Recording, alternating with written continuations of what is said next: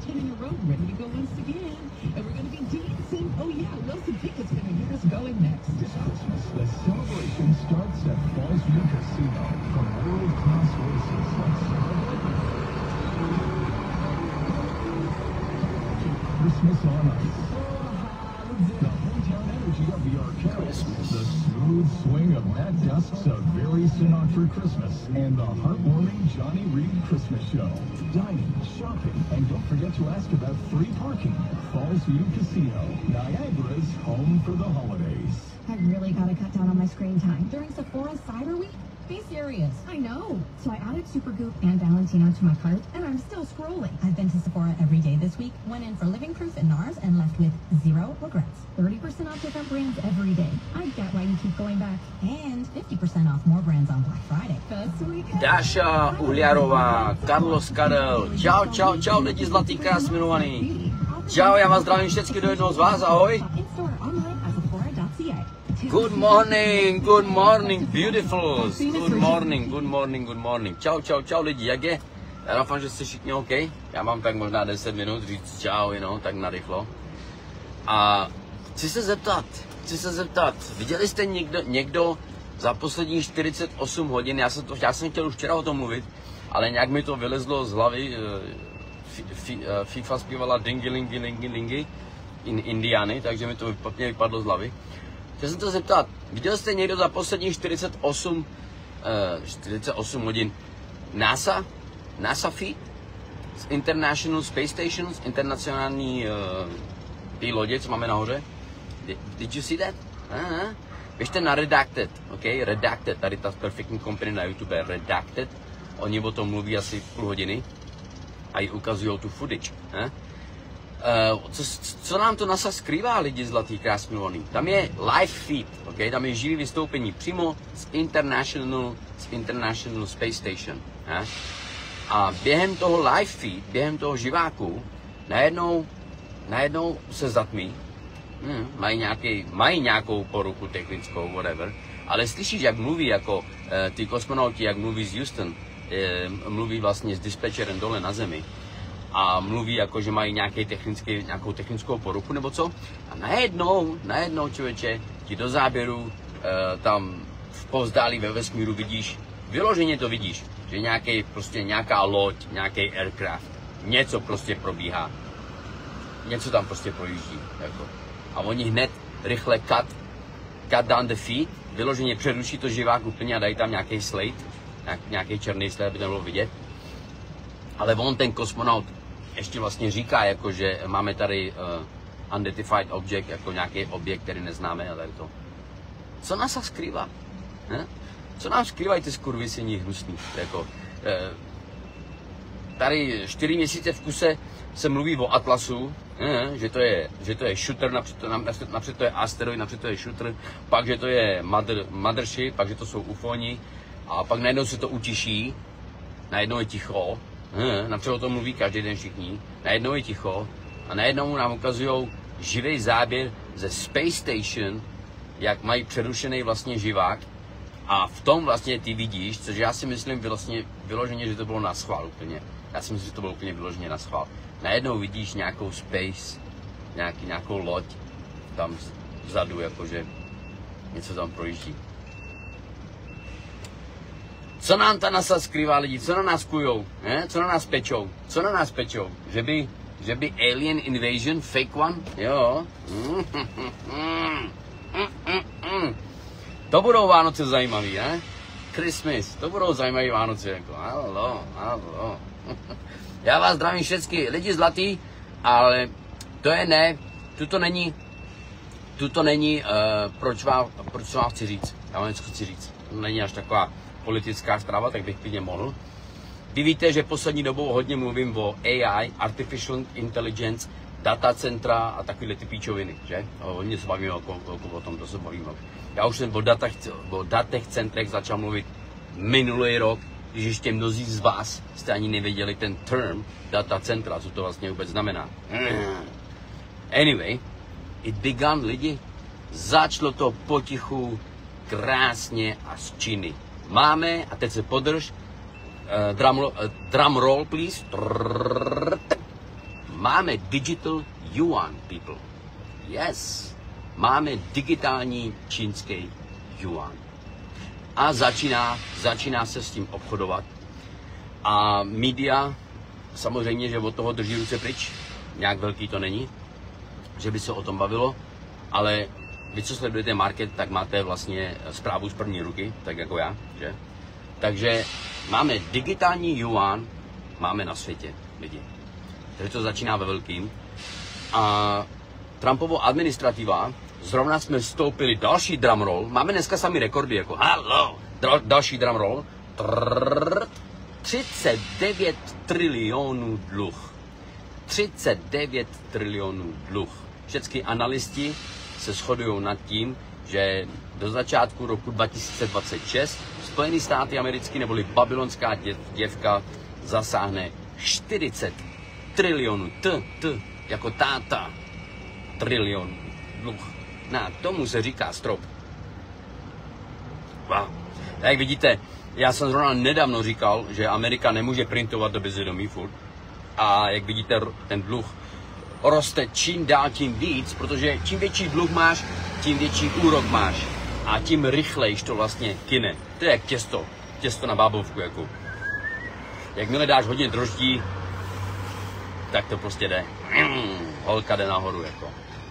Takže dluh roste úplně krásně, je nádherný. A máme digitální yuan, který potichu vchází do našich kin, aniž by svět o tom věděl. Takže dneska jsem se ráno zbudil a vůbec si nevěděl, že jsme vstoupili už vlastně do digitálního věku, vyloženě. Takže to je otázka, opravdu otázka pár měsíců, že celý svět vlastně, což říkáme furt dokola, začne vlastně užívat ten nový monetary systém, který na 100% přichází. Tady jde o tuto, že i kdyby, já dám jenom příklad, okay? Jako teď mě neber až tak moc za slovo, protože vy jste dost nebezpečný tady na Facebooku, chytáte jako slovíčko a pak to slovíčko převrátíte a pak toho člověka úplně volnátíte a vytřete s ním podlahu. Poslouchej, i kdyby, dejme tomu, nebyl nebo se nestal finanční kolaps, což já dost pochybuju, já si myslím, že ty taky, což vlastně k tomu všechno vede, ale kdyby ne, okay, kdyby náhodou třeba se nestal finanční kolaps, ale instituce a komerční banky a všichni přestanou užívat hotovost. Já mám také jeden, že toto jsem už říkal v jednom mých pořadů, takových těch krátkých videích, co vždycky dělám, že? Ohledně digitální ID. Jakmile přestanou instituce a banky užívat hotovost, guess what? Hotovost vymře, lidi. A pokud ji přestanou užívat, tím pádem tvoje hotovost, co ty máš na prdeli momentálně, právě teď ty peněžence usmolený, anebo na kontě, tak si s tím můžeš vytřít prdel. Nevím, jestli by to fungovalo dobře jako toaletní papír. No, ten papír není až tak měkký, takový krásně jemný, že on je trošku jiný, takže by asi by nefungovalo dobře na to vytírání, to ty prdele. Ale můžeš si s tím udělat ohýnek. Což je ten samý outcome, ten samý problém, že? Dejme tomu, máš v bance 1 000 000 korun. Okay, já vím, že 1 000 000 korun dneska nejsou peníze, to je nějakých 50 000 dolarů tady. Ale jsou to furt nějaké peníze, že? Jsou to furt nějaké prachy, které prostě se dají jako užít, jako halo. Takže pokud banky a instituce přestanou užívat hotovost a začnou všechny platby provádět v digitální kurencí, right? Tak tvoje hotovost vymře a zemře. A tím pádem není užitečná a tím pádem nemá value, nemá hodnotu. A i tak to může projít, bacha. A i k takovému můžeme dojít vlastně k takovému resetu, k takovému gestu na této planetě, že pomalinku, bez nějakých informací, lidé prostě přijdou o svoje peníze a budou se vyloženě jenom dívat, potichu se dívat, jak jejich prachy v bance vyloženě ztratí jakoukoliv hodnotu. That's it. It's over. That's it. Finish. Teď si vím, že digitální vlastně kurencí chtějí všichni instituce. Why? Protože neužívají žádný Swift kód, to je SWIT, Swift kód. Tím pádem peníze nejsou nejsou vlastně zadržený, není tam žádný delay, nikdo nečeká na ty peníze 24 hodin nebo 48 hodin, nebo 2 biznisové dny, že? Nemůžou se ztratit. Ty peníze jsou tam okamžitě na tom druhém kontě. To je instant, like this. Digitální kurencí přesun neboli platby mezi komerčními bankami, institucemi a jakýkoliv settlement, jakýkoliv payment je instant, je okamžitý, takhle. To znamená, že když se pošle tovar, jdeme tomu nákladní loď ze Spojených států do Číny, a neboli vice versa, nebo z Číny do Spojených států, a ten poplatek, který by tam měl být za ten tovar nebo za tu loď, je procesovaný vlastně z jednoho kontinentu na druhý během milisekundy, like this. Máčkneš, that's it. Právě proto digitální ID, nebo teda digitální kurencí, začíná být tak slavná, a digitální yuan, který vlastně přichází dneska do našich kin z Číny, tak vlastně začne tady to užívat na 100%, že?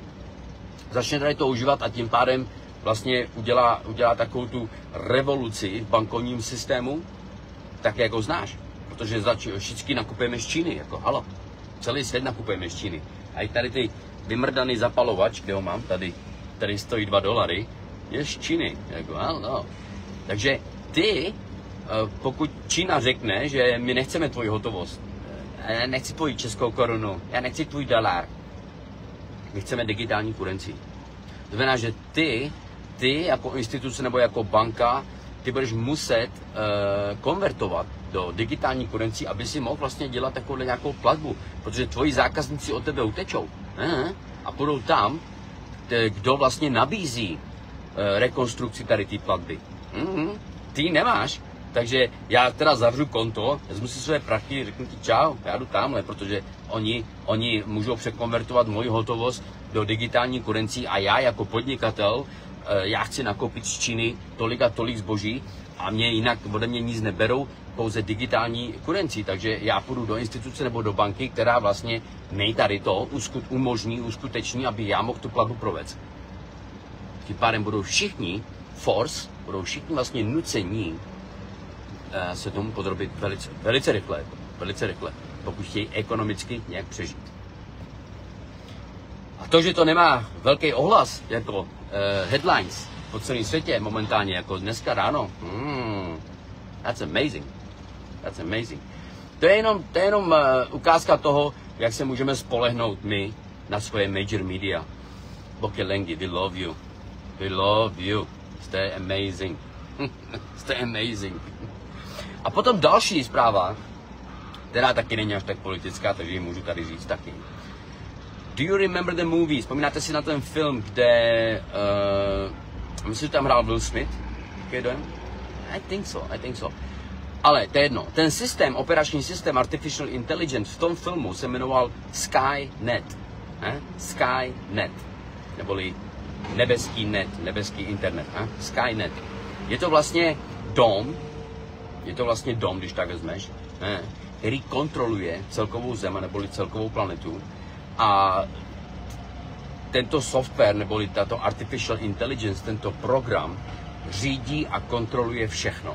Okay? Řídí a kontroluje všechno. A potom v tom filmu bylo, že vlastně Skynet začal vlastně operovat sám na sobě, začal se zdokonalovat a začal vytvářet svoje vlastní malé roboty, že? A ty začaly ničit lidi. Já nevím, jak se jmenuje ten film, vypadlo mi to, sorry. Dokopě mě nemůžu vzpomenout. Ale určitě jste to viděli, byl to velký hollywoodský film. Well, guess what, člověče? Takový Skynet už nezůstává filmem.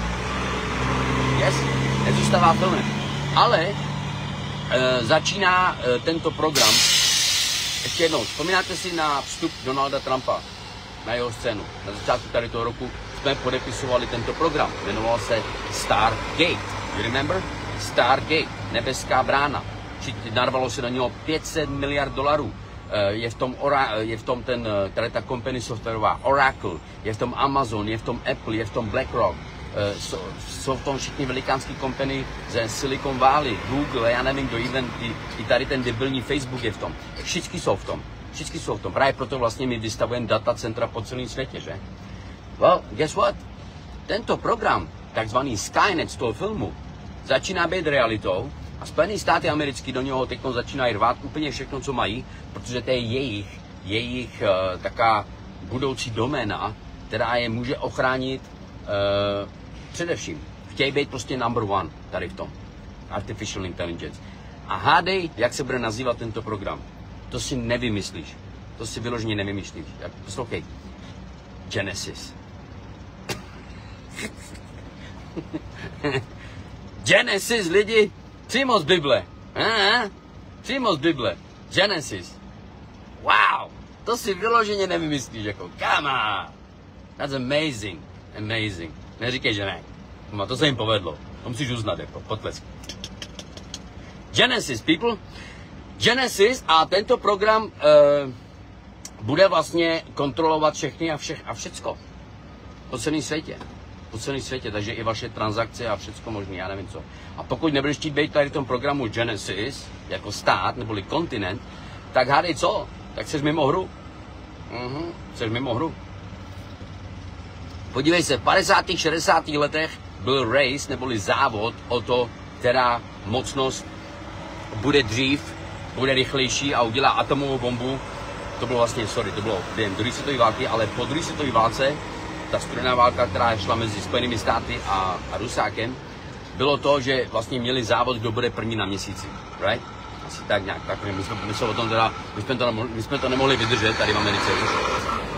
Jak jsme skákali na tom žádným uhlí a proto jsme udělali hollywoodský film a přistáli jsme na měsíci a ukázali jsme to celému světu a celý svět řančil a tančil a všichni jsme byli úplně bez sebe a Armstrong dostal poplácání po rameni a prostě bok je fucking Lenky. Znáte ten film, ne? Znáte ten film, přistání na měsíci a tedy. Anyway, tak jsme vyhráli. A teď je nový závod. Kdo bude lídr Artificial Intelligence? A Amerika chce být zase první. To znamená, že my proto uděláme všecko, aby jsme taky byli.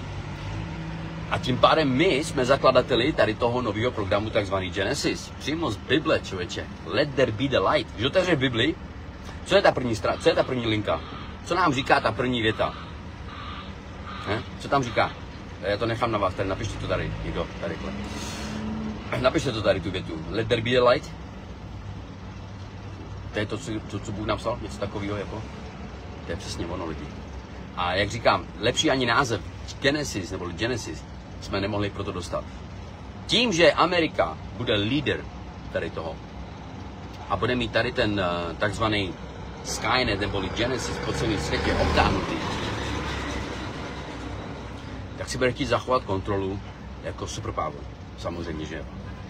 Ale tady jde o to, že tuto všecko vlastně urychlí ten celkový proces do tady toho digitálního věku, do tady toho finančního resetu a já nevím co, když už dneska ráno, od dneška, od 25. novembra 2025, máme čínský yuan, digitální ještě ke všemu.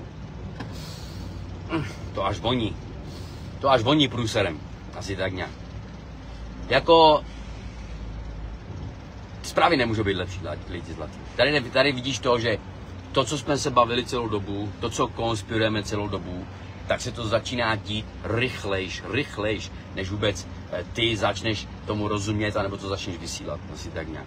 Rychlejš se to vyloženě začíná objevovat tady ty věci a dostávat se to vlastně do našeho světa, aniž by ti to nějaká major media chtěli říct. They don't give a fuck.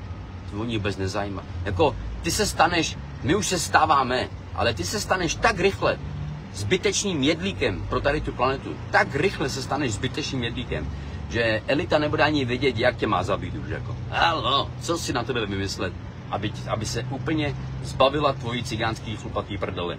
A nebo v tvým případě tvojí české bílé prdele. Amazing people. Amazing. Já vím, že se tomu smějeme, můžeme se tomu smát, můžeme si z toho dělat srandu, ale ta realita je černější, než vůbec vypadá, lidi. Je černější, než vůbec vypadá, to mi věř. Protože tuto vlastně urychlí celkový ten proces. Celkový ten proces depopulace, vylidnění planety trošku, snížení té populace šílený. Digitální ID, samozřejmě security, digitální currency, celkově ten finanční reset, to všechno to urychlí. To všechno to urychlí natolik, že najednou nebudeš ani vědět jak. A my už to bude, hele, včera, jak jsme byli s Fifou večer, jak jsme dělali ten živák nebo co, tak jsme potom šli do nějakého molu, a říkali jsme si, nejdeme domů, budeme žrát venku. Tak jsme šli do nějakého molu, dali jsme si prostě kuře, hranolky, pičoviny. Vůbec jsme nevařili jako včera, vůbec. A jdeme ti na parkovišti k autu, ne? A já říkám, také se dívám a říkám, hele, liquor store je otevřený, pojď, jdeme si ještě koupit flašku vína na večer, dáme si vínečko. Ona, OK. A tak jdeme a najednou koukám a FIFA říká, hele, podívej. Takhle rychle, ale také to bylo. Ale bez nějakého zvuku. Krásný dron, úplně krásný dron. Jenomže já tady ty drony už znám, protože já už jsem je viděl za posledních pár týdnů tady. To jsou policejní drony. Úplně potichu, bez nějakého zvuku, úplně perfektně. A úplně takhle. Škoda, byl strašně rychlý, aby měl čas vzít telefon a prostě to natočit. Byl strašně rychlý. FIFA, co to je? Wow. Říkám, to je policejní dron zlato. Podívej se okolo, tady někde bude policejní auto. A taky, že jo, za liquor storem, právě když jsme šli koupit to víno, tak tam byly 2 policejní auta. Takhle. Co oni dělají je to, že oni sedí v policejním autě, takhle mají monitor a dron třeba začne prozkoumávat celou tu áriu, jdeme tomu tu parkoviště a on se jenom takhle kouká na monitor, místo aby to vlastně ušetří policajty, že místo aby on chodil okolo a díval se, co se děje, tak vlastně dron jim to vysílá přímo do auta. On takhle jenom čumí, takže pokud tam něco uvidí, tak tam potom jenom zajdou. Ale vypadalo to vyloženě jak UFO, jako vyloženě. FIFA normálně vyvalila ty talířové oči, úplně buška, koukej, úplně hotová byla. A já říkám, jo, zlato, to je policejní dron. On říká, já jsem si myslel na chvilku, že to je UFO. Takže technologie začíná kolem tebe lítat, aniž by si to pořádně uvědomil. Je to tady vyloženě všude kolem nás a bude to kolem nás ještě rychlejš. A tady ten program, ten Genesis, který Trump teď chce rozjíždět, který chce vlastně prý dokončit do roku 2027, tak to znamená, že musíme urychlení vlastně výstavbu dat, data center, protože čím více data center my vystavujeme, tím potřebujeme větší energii, více power. Tyto data centra mají velikánskou spotřebu power, energie, lidi, jako velikánskou. A já vám ještě něco povím. My jim pomáháme, artificial intelligence. Yes, my jim pomáháme. Víš jak? Já ti to řeknu jak. Tím, že začínáme užívat ChatGPT, tím, že začínáme dávat do AI softwaru svoje videa, svoje obrázky, aby nám ho trošku vyčistil tu fotku, nebo já nevím co. Hádej proč? Oni se učí o nás. Oni nás biometricky skenujou naše fotky, přebírají naše data, takže oni už o nás ví víc, než ty víš sám o sobě. My pomáháme ještě artificial intelligence, díky tady tomu ChatGPT a tady těm všelijakým AI softwarům, my jim pomáháme, aby nás dostali na kolena dřív, než je třeba. Mají to promyšlení dobře lidi. Na 100%. Nic, já budu muset jít, já musím něco dělat. Je 10 hodin, takže jsem s váma pokecal na chvilku. Já vám děkuju za vaše ucho. Byli jste super. A já vám přeju krásný zbytek dne, lidi. Dajte na sebe bacha. Alright? Dajte na sebe bacha, jak říkám. Hej, digitální yuan je na světě, lidi. Velice rychle každá země velice rychle bude muset konvertovat. Velice rychle. Pokud Čína začne odmítat hotovost a bude chtít platbu digitálním juanu. Protože pokud to neuděláš, tak tvoje země nebude moct koupit ani ten zapalovač z Číny, který tak potřebuješ pro ty svoje kuřáky. Asi tak nějak. Čau. Love you. Dajte na sebe bacha. Od mikrofonu Gitano Frank lidi. FIFA Buzz love you. Dajte na sebe bacha. Čus.